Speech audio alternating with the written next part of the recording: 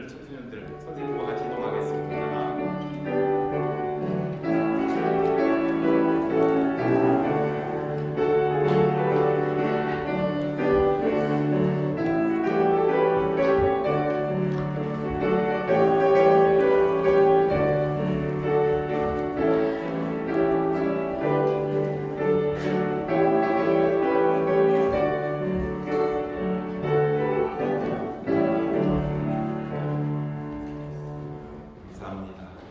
오늘 함께 봉독할 말씀은 신약성경 로마서 15장 1절부터 7절 말씀입니다. 로마서 15장 1에서 7절. 여러분들 저와 함께 교독하시고 7절은 함께 묵입니다. 믿음이 강한 우리는 마땅히 믿음이 약한 자의 약점을 담당하고 자기를 기쁘게 하지 아니할 것이라.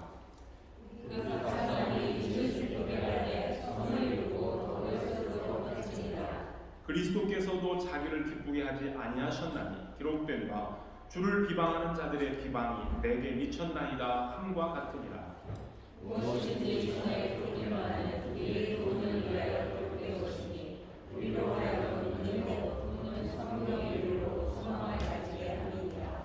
이제 인내와 위로의 하나님이 너희로 그리스도 예수를 본받아 서로 뜻이 같게 하여 주사 만방과 하늘로 하나님으로 우리 주 예수 그리스도께 영광을 돌리게 하여 주옵소서. 같이 봅니다. 그러므로 그리스도께서 우리를 받아 하나님께 영광을 돌리심과 같이 너희도 서로 받으라. 아멘. 마지막 절. 그러므로 그리스도께서 우리를 받아 하나님께 영광을 돌리심과 같이 너희도 서로 받으라 하는 이 말씀 중심으로 해서 너희도 서로 받으라. 함께 주의 말씀 나누는 은혜의 시간 되기를 바랍니다.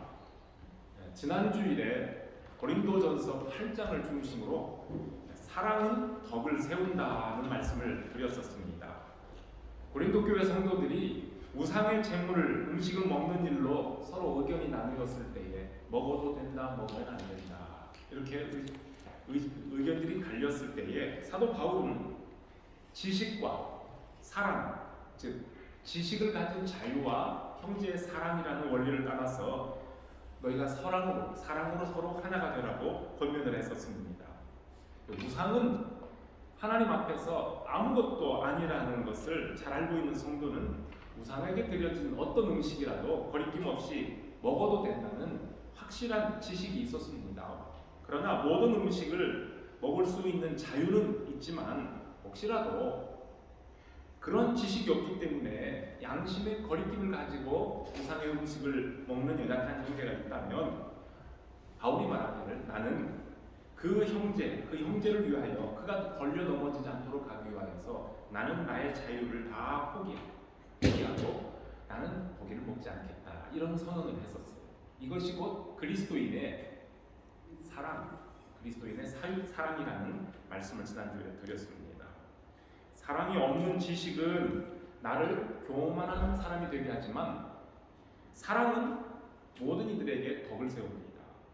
바울은 이런 원리를 따라서 지난주에 음식 때문에 실족하는 자들이 있지 않도록 하기 위해서 나는 영원히 고기 안 먹는다 그런 말을 했던 겁니다. 바울은 고린도 교회에 전했던 이 원리, 즉 자유와 사랑, 다시 말하면 지식 안에서 자유와 형제 사랑이라는 이 원리를 로마에 있는 교우들에게도 비슷한 내용으로 또 보냈습니다. 로마서 14장, 오늘 읽은 15장 바로 앞장입니다. 14장의 이러한 내용을 자세히 설명한 다음에 오늘 읽은 본문 15장에서 그것을 한 번 더 강조하는 겁니다. 금방 읽었던 본문 1절과 2절 말씀에 이 원리가 잘 요약되어 있습니다. 첫째는 강한 자, 강하다는 것은 믿음이 강하다는 뜻입니다. 강한 자가 약한 자의 약점을 담당해 줘야 됩니다. 두 번째는 내 기쁨이 아니라, 즉 내가 내 자유를 누림으로 내가 즐거운 것에 중점을 두는 것이 아니라 다른 사람을 기쁘게 하여 선을 이루고 덕을 세운다고 말씀합니다. 이것이 바로 우리 그리스도인들이 따라가야 할 사랑의 법입니다. 그러면 첫 번째 원리를 살펴보겠습니다. 믿음이 강한 자는 믿음이 연약한 자의 약점을 담당해야 한다고 했어요. 바울은 이런 원리를 따라서 고린도서에서는 나는 영원히 고기를 먹지 않겠다 그랬는데 로마서에서는 조금 더 강조해서 나는 이런 약한 형제를 위해서 고기를 먹지 않고 포도주를 마시지 않으며 무엇이든지 형제를 거리끼게 하는 일을 하지 않는 것이 아름답다라고 선언합니다. 예수 그리스도의 사랑이 내 안에 풍성하면 우리 그리스도인들의 삶의 목표도 달라지고요, 삶을 살아가는 방식도 이렇게 달라지게 됩니다. 참으로 그렇습니다. 우리 그리스도인은 바울이 말씀한 것처럼 우리는 그리스도의 영광을 위해서, 하나님의 영광을 위해서 사는 사람들입니다. 먹든지 마시든지 무엇을 하든지 다 하나님의 영광을 위해서 한다 했습니다. 그리고 하나님을 사랑하는 그 사랑으로 또한 나의 이웃들을 사랑합니다. 하나님 우리에게 주신 생명과 건강과 시간과 물질과 재능 등 이 모든 것으로 하나님께서 주신 사명자로서의 나를 위해서 쓰는 것이 아니라 내게 주신 곁에 있는 모든 이웃들과 나누라고 주신 것인 줄로 알고 선물인 줄로 알고 함께 공유합니다. 그리스도인들이 이것만 확실하게 알고 행한다면 우리 그리스도인들의 삶은 더욱더 풍성해지고 하나님의 나라는 아름답게 세워져 갑니다. 우리를 강한 사람 되게 한 것은 믿음이 강하다는 말이죠. 우리를 강한 사람 되게 한 것은 아니에요. 그 믿음만을 말씀하지 않고 그것을 좀 더 이렇게 넓혀서 적용시켜 보면 내가 가진 모든 힘입니다. 나에게 힘을 주신 것은 그 힘을 자랑하고 사람들 앞에 과시하라고 주신 것이 아닙니다. 우리가 사는 세상은 너를 드러내라, 너를 자랑하라, 너를 선전하라고 부추깁니다. 힘 과시해보라는 겁니다. 그러나 성경의 원리는 그와 반대입니다. 믿음이 약한 사람 앞에서 믿음을 자랑하고 또 없는 자 앞에서 내가 가진 것을 자랑하고 지식을 뽐내고 권세를 부리라고 주신 것이 아니라 그것으로 약한 자들을 섬기고 그들의 약점을 담당하라고 주신 겁니다. 믿음이 약해 실수하고 또 넘어지는 형제를 보게 되면 손을 내밀어서 넘어진 형제를 일으켜 세워주고 그의 상처난 곳을 어루만져주는 그 사람이 곧 믿음이 강한 자가 해야 될 일입니다. 형제 자매들의 약점이 드러났을 때에 그것을 많은 앞에서 더 들추어내면서 그 약한 자를 아주 넘어지게 한다는 것은 그건 강자의 힘이 아니라 공력이 됩니다. 우리 믿음의 가족들은 서로의 약점을 나누어짐으로 함께 세워져 가는 것이 옳습니다. 두 번째 원리를 바울이 얘기했어요. 강한 사람은 그 강함을 자신의 기쁨이 아니라 이웃의 기쁨을 위해서 사용한다고 했습니다. 내가 가진 소유로 나의 돈으로 마음껏 물건을 살 수 있고 마음껏 먹으며 마음껏 누려서 나의 기쁨만을 만족시키는 것이 그게 자유가 아닙니다. 나를 기쁘게 하려면 한두 끝도 없어요. 내가 만족하게 되려면 더 큰 것, 더 나은 것, 더 좋은 것을 찾기 마련입니다. 더 크고 좋은 것 가지고 싶고 사람들 앞에서 내가 가진 것을 자랑하고픈 욕망은 자연인이라면 누구에게나 다 있습니다. 그리스도의 희생과 헌신을 사랑을 아는 그리스도인들이 이러한 인간의 악한 본성에 굴복해서 오직 나만의 기쁨을 위해서 살아야 하겠습니까? 그리스도인의 삶이 아닙니다. 여러분들이 자주 들으셨을 우리 기독교 교계에서 강조하는 희년 운동이라는 게 있어요. 기쁨의 해, 희년 운동이 있는데요. 우리는 금년에 우리 여왕님 덕분에 주빌리라는 이야기를 참 많이 들었어요. 그렇죠? 희년, 다이아몬드 주빌리가 되는데요. 그런데 이것이 히브리 말에서 요벨이라는 말에서 나온 말이에요. 요벨에서 영어로 주빌리라는 말이 이렇게 나온 건데요. 바로 이거 희년은 성경 말씀의 근거에서 더 많이 가진 사람들이 사회의 약자들에게 나눔을 실천하자는 운동입니다. 개인의 소유가 늘어나고 재산이 확산되는 것, 열심히 일해서 재산이 불어나는 것을 마치 공산사회주의처럼 강제로 통제해버리고 빼앗아서 이웃들에게 나눠주자는 것이 아닙니다. 내가 다른 사람들보다 좀 더 많이 가졌기 때문에 지금 내가 누리고 있는 이 좋은 기회를 어느 누군가는 갖지 못하고 궁핍한 상태에 있는 것은 아닌가 주변을 살펴보자는 겁니다. 여러분들이 잘 아는 그 기독 연예인이라 굳이 그분의 이름을 언급하지는 않습니다만 이웃과의 나눔에 진심으로 동참하는 우리 대한민국의 유명한 기독 연예인의 그 선행, 기부를 잘하는 그분이 있어요. 그런데 그분의 그런 모습을 보고 감동이 된 또 다른 어떠한 그 연예인이, 그분도 참 잘 나가는 분이고 화면에서 많이 보이는 분인데, 그분이 말하기를 나는 그분의 바로 그 어떤 분에게 많은 그런 도전을 받고 감동을 받았기 때문에 나도 그런 사람으로 살고 싶어서 내가 지금 이렇게 많이 버는 것은 나의 이웃들과 나눔이라고 하는 그 얘기를 들었어요. 스크린을 통해서 봤어요. 그분이 그 말을 할 때에 보고 있는 제 자신이 마음이 따뜻해진 것을 느꼈습니다. 얼마나 사랑스러운 모습입니까? 희년운동은 가난한 사람들, 기회를 얻지 못한 사람들에게 자발적인 나눔을 추천하자는 운동입니다. 일하지도 않으면서 놀고 먹는 게으른 사람들에게 그냥 무조건 그냥 퍼준다는 그런 의미가 아니라, 일하고 싶지만 기회를 얻지 못해서 주저앉아 버려 있는 그러한 사람들에게 일할 수 있는 터전도 마련해주고 일하는 보람도, 일할 수 있는 기회를 얻도록 나누어주는 것이, 그것이 곧 희년의 정신이고요, 사랑으로 서로 종노릇하는 우리 그리스도인들의 자유함입니다. 나의 배만 채우고 내가 가진 것을 도에 넘치도록 자랑하고 배우지 못하고 가난한 사람들을 업신여기는 말과 행동들이 우리의 사회를 너무도 삭막한 세상으로 만들어 버립니다. 약자들이 희망을 갖지 못하도록 무참하게 짓밟아버리는 강자들의 차가운 시선, 소위 말해서 갑질이라고 하는 거만한 태도에 인격을 모독당하고 있는 약자들은 거듭거듭해서 좌절하면서 끝내는 쌓여있는 분노를 폭발하게 됩니다. 어떻게 보면 그분들은 그것을 억누를 수 없어서 결국은 힘을 규합해서 폭력적인 행동으로 나타나기도 하고, 또 한편으로는 아예 힘이 없기 때문에 자포자기하고 스스로 자기 목숨을 끊어버리는 참 비극적인 일들이 사회에서 나타납니다.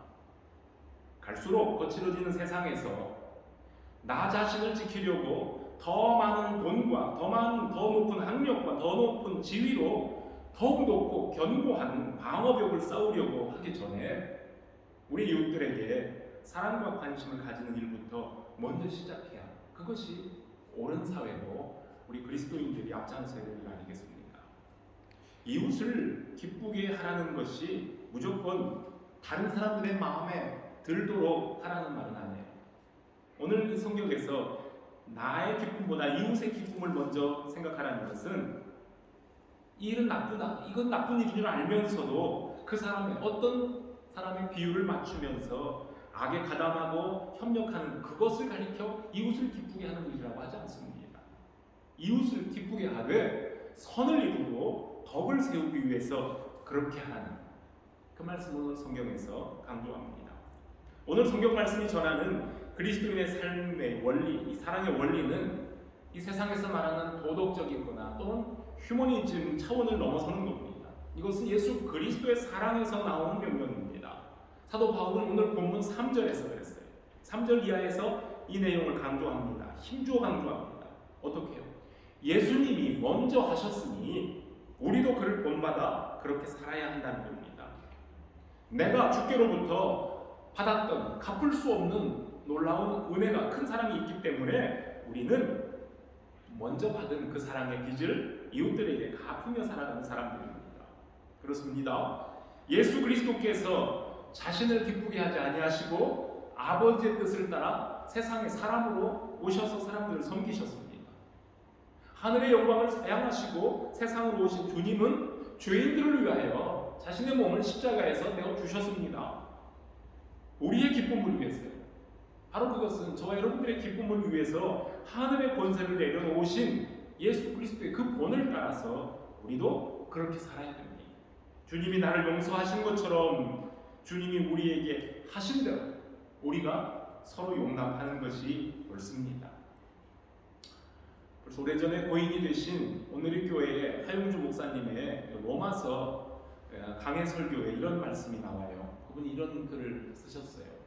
설교 중에 하나님이 용서하셨다면 여러분도 용서해야 합니다. 하나님이 사랑했다면 여러분도 사랑해야 됩니다. 중요한 것은 미움이 아니고 사랑이며 정죄가 아니고 용서입니다. 잘못은 고쳐져야 합니다. 그러나 사랑으로 고쳐져야 합니다. 비판이 아니고 사랑이며 정죄가 아니라 격려로 해야 합니다. 이런 말씀을 하셨어요. 예, 맞는 말씀입니다. 여러분, 우리 예수님께서 먼저 저와 여러분들을 용서해 주셨는데, 우리 예수님께서 하나님의 자녀들을 이미 용서하셨는데 왜 사람들은 우리끼리 안 돼, 용서할 수 없어 라고 합니다. 주님이 하셨는데 우리가 안 된다고 합니다. 우리는 그런 자격이 없습니다. 주님이 하셨으니 우리도 서로 용서하고 서로 받는 것이 그게 마땅합니다. 이것도 오래전에 읽었던 기사였어요. 본래 기독교인이었다가 불교로 개종한 어떤 분이 어떤 기독교계 교계 신문 기자와 인터뷰한 내용인데요. 제가 그때 그 글을 읽고 한국 교회의 현주소를 보는 듯해서 정말 가슴이 답답했던 적이 있었어요. 그게 무슨 내용이냐면요. 그분이 어렸을 때부터 신앙생활을 했고 길거리 전도를 열심히 할 정도로 아주 열심히 있는 신자였는데, 이제 그가 일본으로 유학을 해서 박사학위도 얻었고 사회적으로도 괜찮은 위치에서 일을 하게 됐습니다. 그런데 그분에게 한 가지 문제는 신앙생활에 재미가 없고 즐거움이 없는 겁니다. 자유함이 없어서 늘 갈등하다가 그가 출석하던 교회를 떠나버렸어요. 그리고는 그래도 한 성공의 교회를 찾아갔어요. 그러나 그 성공의 교회에서도 자신의 답답한 문제의 답을 찾지 못했습니다. 그러다가 선불교 선방으로 가서 3,000배를 한 다음에 비로소 나는 하나님을 만났습니다 했던 그 이야기, 그런 인터뷰예요. 그 기사의 내용, 그분이 한 말을 조금 인용해 봅니다. 나는 죄인이라는 말이 싫었다. 기독교 신앙이 나에게 한계가 있었던 것은 좀 더 자유로운 삶을 주지 않았기 때문이다. 오히려 쳇바퀴 돌듯이 만들었다. 복을 받기 위해서는 이렇게 해야 된다는 식으로 말했기 때문에 그런 신앙이 힘을 발휘하지 못했다. 내가 교회를 떠났다고 예수를 버린 것은 아니다. 오히려 교회에서 가르쳐주지 않은 예수를 만나고 싶었다. 성공해야 하나님께 영광을 돌릴 수 있다고들 한다. 하지만 예수님은 못난 사람들을 껴안는 분이다. 각자 깨달음을 통해 그분과 하나가 되고 내가 온전한 사람이 되는데 그것이 불교에서 말하는 부처가 됩니다. 전에 기독교인이었던 분이 이런 고백을 한 거예요. 불교를 지금 포교를 하고 있는 중이에요. 저는 그 글을 읽으면서 오늘날 한국교회의 병폐와 허점이 적나라하게 드러나는 것 같아서 막 가슴이 아팠어요. 잘못된 가르침을 받으며 성장했던 그의 마음속에 자리 잡은 이 비진리의 악한 영향이 이렇게 한 영혼을 병이 들게 했어요. 그는 그 교회에서 자라고 배우는 동안 나와 예수 그리스도와의 관계가 아니라 예수 믿고 성공해야 된다는 성공 철학과 또 성공했다는 사람들에게만 관심을 뒀습니다. 자신뿐만 아니라 주위에 있는 다른 교우들의 그 불완전한 모습을 보면서 자유함도 평안함도 없었던 그분은 성경의 진리가 무엇인지, 예수님과 나의 관계가 무엇인지 제대로 정리할 기회조차 가지도 못한 채 자기가 출석하던 교회를 떠나버렸습니다. 그렇게 목말라 찾았던 진리를 예수 그리스도 안에서 찾지 못하고 사람들에게서 찾으려다가 실패하게 된 실망한 전형적인 예가 됩니다. 교회는 세상에서 성공하는 비결을 가르쳐주고 또 그런 사람들을 높여주며 그것이 마치 복과 구원인 것처럼 선전하라고 세워진 기관이 아닙니다. 교회는 그리스도의 십자가의 죽으심과 부활의 승리를 선포하며 그 이름으로 죄 씻음을 받아서 거룩한 자녀가 되는 사람들의 모임입니다. 그렇기 때문에 교회는 세상에서 성공하는 비법 가르치는 것이 아니라 죄인을 불러 그리스도를 닮아 살아가는 법을 배우는 기관입니다. 성공해야 하나님의 영광이 아닙니다. 내가 부자가 돼야 하나님의 영광이고, 내가 좋은 학교에 가고, 내가 좋은 가문을 이루어야 하나님께 영광이 아니라 예수 그리스도를 닮아야 하나님께 영광입니다. 그런데 이 선불교에서 하나님을 만났다는 그분은 교회의 의미나 구원과 자유의 의미를 제대로 깨달을 겨를도 없이 성급하게 교회를 떠나버린 겁니다. 그는 얼마든지 그가 다녔던 그 지역 교회를 떠날 수는 있습니다만 교회의 주인과 머리이신 예수 그리스도를 떠나서는 하나님을 만날 길이 없다는 것은 몰랐습니다. 그가 선불교에서 만났다는 하나님, 거기서 하나님 만났다고 고백했거든요. 그러나 그가 선불교에서 참배하면서 만났던 하나님이라는 것은 성경의 하나님이 아니라 그의 마음속에 들어와 버린 또 다른 신지식일 뿐이에요. 또 다른 신이에요. 왜냐하면 그가 다녔던 교회에서 그리고 성공회를 출석하는 동안 나로 말미암지 않고는 아버지께로 올 자가 없다 하신 예수 그리스도를 인격적으로 만난 적이 없기 때문입니다. 그리고는 도피처로 선불교에 몸을 담아서 나무아비 타보를 되뇌이면서 반복적으로 3000배를 하다가 생각과 마음을 텅 비우는 불교 용어로 무념무상에 빠져들면서 내가 이제야 진리를 터득했다 라고 말하는 겁니다. 결국 그가 주장하고픈 것은 그 선방에서 깨달음을 통해 발견한 나 자신, 자기 자신이 구원의 시작이고 구원 그 자체입니다. 여러분, 그것이 불교에서 말하는 참된 나, 참된 자아이고요. 결국 그것이 부처라고 말합니다. 우리 모두가 부처다 그런 말을 불교에서 말하는 겁니다. 그러므로 구원에 이르는 길 혹은 하나님을 만나기 위한 길은 선불교나 기독교나 다를 바가 없다는 것이 그 사람의 생각이었습니다. 어쩌면 처음부터 그 사람이 원했던 자유와 진리라는 것은 그런 것이었는지도 모릅니다. 누구에게인가도 얽매이지 않고 자유로운 삶을 살아보고 싶었던 사람이 자신이 원하던 진리를 자신이 원하던 방식으로 그냥 만났을 뿐입니다. 왜 이런 일이 일어날까요? 교회가 복음의 본질, 에센스죠. 복음의 본질을 외면해버리고 비본질적인 것에 집착하다가 교회 안에 있는 연약한 영혼들을 병들게 하고 있기 때문입니다. 예수 그리스도와 십자가의 은혜가 복음의 본질이라면 본질이 있고 비본질이 있는데요. 예수 그리스도와 그 십자가의 은혜가 복음의 본질이라면 그리스도인들이 무엇을 먹을까? 무엇을 마실까?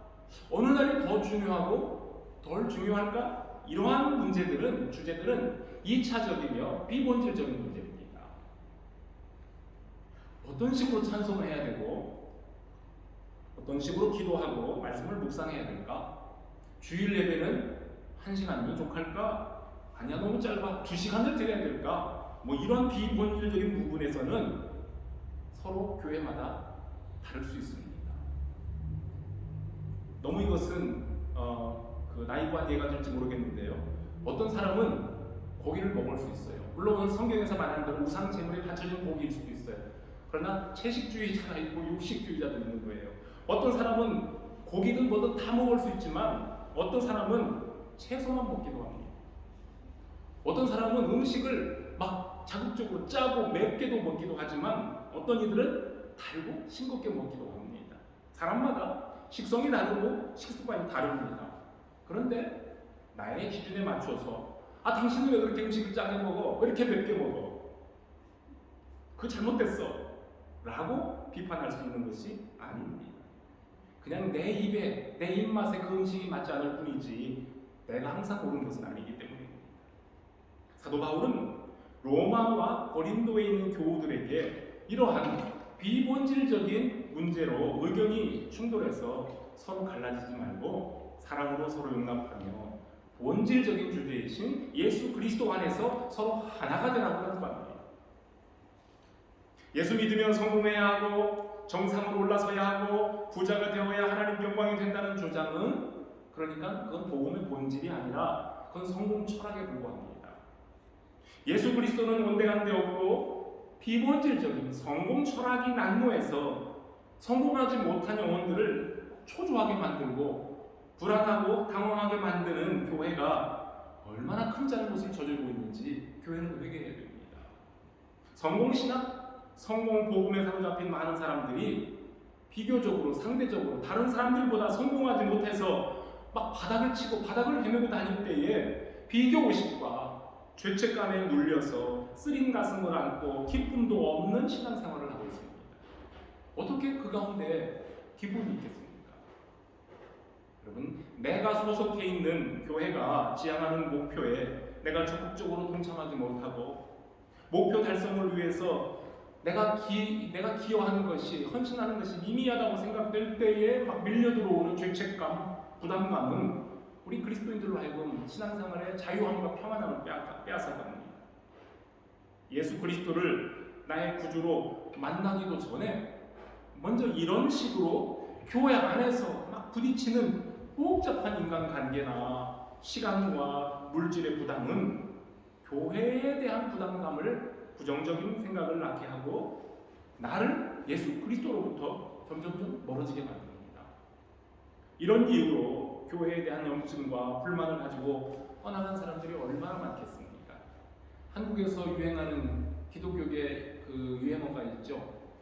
교회 안 나가는 교인을 뭐라고 부른다고 하는지 아세요? 한국에 도신 분들은 알 텐데. 가난한 교인, 가난한 교인. 거꾸로 안 나가 교인. 이게 정말 우스운 용어예요. 이제 나는 그리스도인인데 그러나 교회는 안 가. 그래도 나는 예수를 믿어 라고 하는 사람들 왜요? 나는 교회가 싫어. 그렇다는 겁니다. 여러분, 앞에서 언급한 사람이 나는 교회를 떠났어도 예수를 버린 것은 아니다 라고 했어요.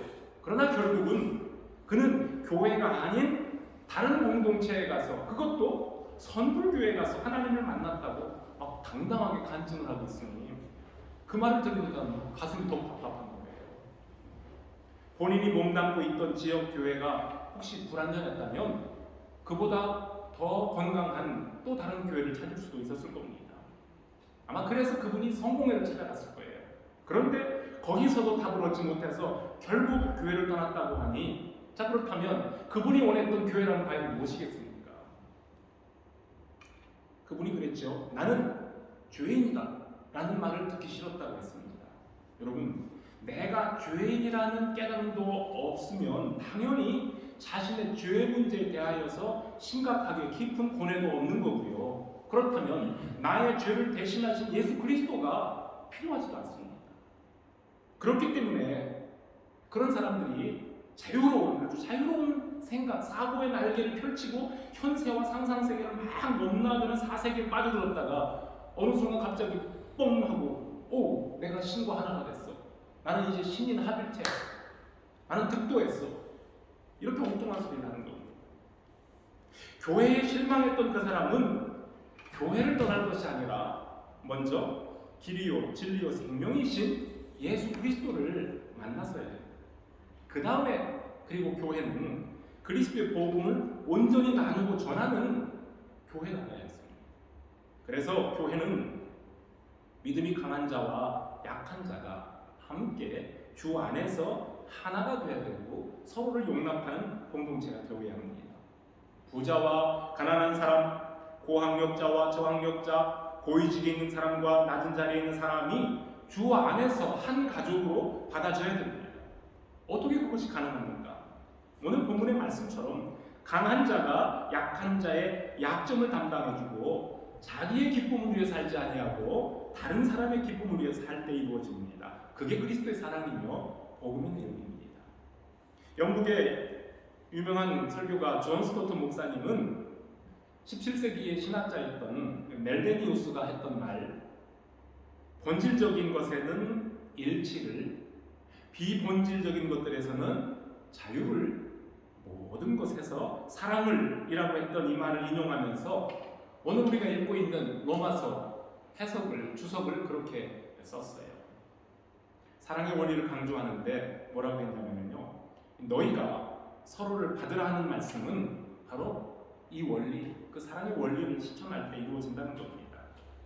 만일 예수 그리스도의 십자가와 은혜와 같은 이 본질적인 문제가 누군가로부터 공격을 받는다면 우리는 성경 진리를 수호하기 위해서 온 성도 교회가 마음이 일치되어 함께 일해야 되지만 삶의 방식에 서로 다른 의견이 있을 때에는 개인의 자유를 인정하되 서로의 양심을 존중하면서 모든 일을 사랑으로 해야 된다.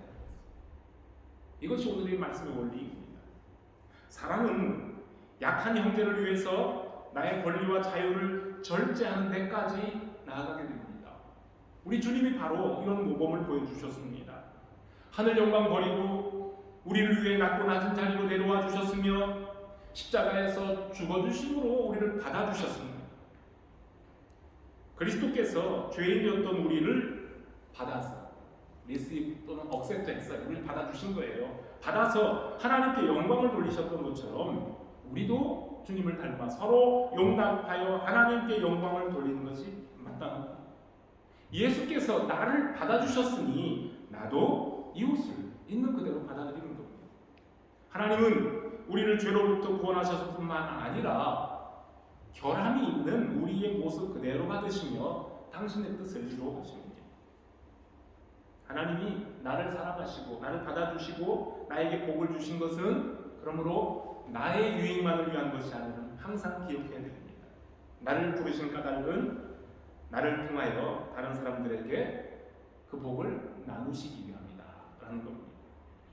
우리가 최근에는 예배 시간마다 이렇게 축복송을 부를 때에 당신은 하나님의 언약 안에 있는 축복의 통로, 당신을 통하여서 열방이 주께 돌아오게 되리, 당신은 하나님의 언약 안에 있는 축복의 통로, 당신을 통하여서 열방이 주께 예배하게 되리, 이렇게 우리가 찬송합니다. 이 말씀, 이 가사를 여러분들 늘 깊이 생각하며 찬양할 때마다 서로를 축복하며 하나님 앞에 영광 돌리시길 바랍니다. 하나님은 나를 통해 다른 사람에게 복을 나누시고 기쁨을 주시며 그리해서 함께 하나님을 예배하게 하십니다. 이렇게 귀한 사명을 받은 우리 성도 여러분, 여러분들의 이웃들을 그리스도의 사랑으로 돌보며 또 서로 용납하면서 하나님께 영광 되시길 바랍니다. 이 말씀을 의지하며 여러분 한 주간 동안도 주의 은혜 가운데에 복된 풍성한 삶을 살아가시기를 주님의 이름으로 축복합니다. 같이 기도하겠습니다.